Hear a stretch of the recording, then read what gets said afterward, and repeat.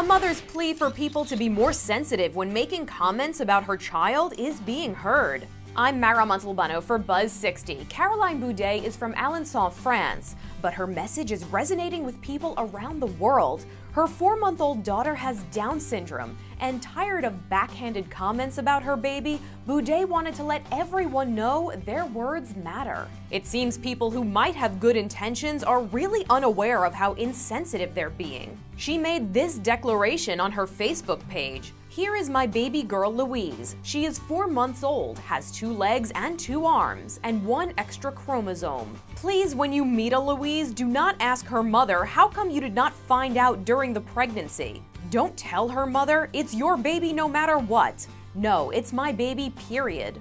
The post went viral, and support for Boudet has been so amazing, she created a separate Facebook page for Louise where people can leave their messages, proving a mother's love is a universal feeling. Buzz60. Now you know. Pass it on.